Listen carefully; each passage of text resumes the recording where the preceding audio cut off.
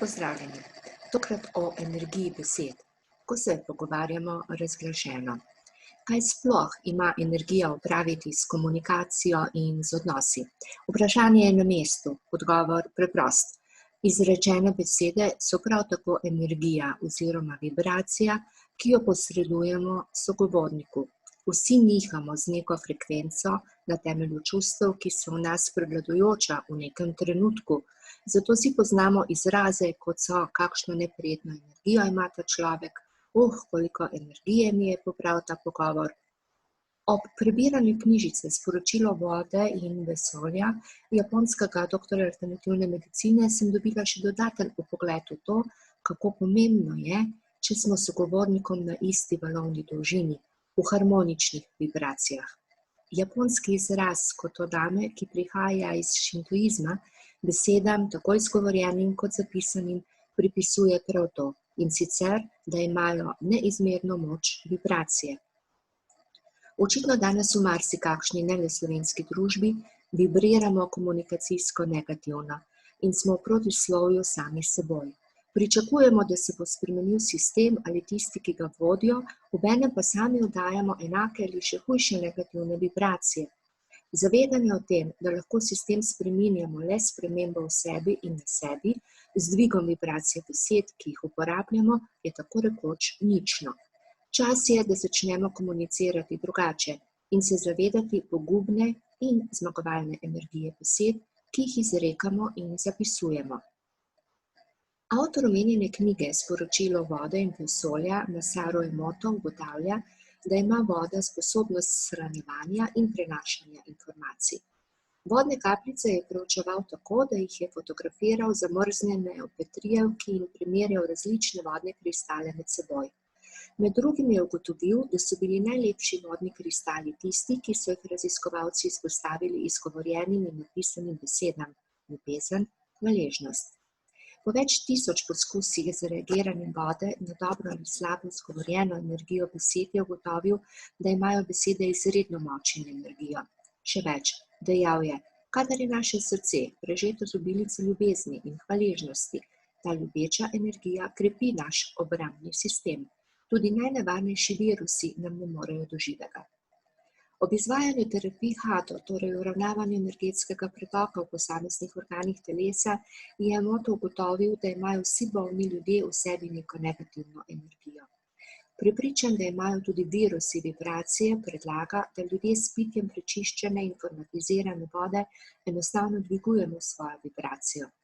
V komunikacijskem prevodu to pomeni, da svojo lestvico čustev iz najnižjih ravni, kot so maščevalnost, sovražnost, hinavščina, privoščljivost, dvignemo na višje ravni. Takšne, ki dopuščajo razmerje. Imam prav, a dovolim, da ima prav tudi drugi. Ali kot pojasnjujem slušateljem kupa na seminarjih, skušajte živeti asertivno. Razumem, mislim, predlagam. To je formula, ki lahko zagotovi soobstoj, tudi sodelovanje različno mislečih. Je pa ob vsem tem treba upoštevati tudi nekatera splošna duhovna načela življenja in temeljno načelo svobode, ki se glasi: moja svoboda, ravnanja, obnašanja, izrekanja sega do tam, kjer se začenja svoboda drugega. Seveda bi bilo napačno sklepati, da bi nas le priporočilo o pitju vode lahko obvarovalo virusov. Ključno sporočilo, povzeto iz japonske tradicije košinto in kotodame kot delo šintoizma, je namreč v tem, da ima voda tudi v človeškem organizmu neizmerno moč. Enako kot besede. To, kar je vredno razmisleka, se glasi: z vibracijo čustev in posledično energijo, ki jo oddajamo prek besed, vplivamo tudi na kakovost vode, ki jo popijemo. In enako velja za komuniciranje. Če polni sovraštva in nestrpnosti z besedami obračunavamo z nekom, ki mu očitamo to isto, torej sovraštvo in nestrpnost, ne moremo vzpostaviti harmonične vibracije in ustvarjalne ter k rešitvi usmerjene komunikacije. Ne moremo torej komunicirati in potencirati negativno energijo besed in pričakovati pozitiven izplen. Če ravnamo tako, potem dejansko izvajamo točno to, kar očitamo, da naj bi počel nekdo drug. Kaj imata torej skupnega voda, besede in pa še energija? Na en zanimiv vidik opozarja tudi Emoto, ki pravi, da kemijska formula za vodo H2O dejansko pomeni, kisik kot ljubezen, vodik kot hvaležnost. V popolnem ravnovesju smo takrat, ko izražamo enoto ljubezni in 2 enoti hvaležnosti. Zapleteno? Emoto pravi, da ne. Kajti si predstavljate, da bi imeli ljudje eno uho in 2 ust? Bilo bi zelo hrupno. Ena usta imamo verjetno zato, da lahko izražamo ljubezen, 2 ušes pa zato, da ljubezen hvaležno sprejemamo in jo delimo naprej. Tako kot voda shranjuje in prenaša informacije, seveda tudi mi vsi z besedami prenašamo informacije. V obeh primerih gre za prenos energije, ki jo naš sogovornik še kako občuti kot prijetno, neprijetno, spodbudno, negativno. Zagotovo ste že kdaj bili s kom v dvigalu in počutili ste se neprijetno v njegovi bližini in zagotovo se vam je že kdaj zgodilo, da ste se s kom zaklepetali in pogovora kar ni hotelo biti konec, ker vam je bilo v njegovi ali njeni bližini enostavno prijetno.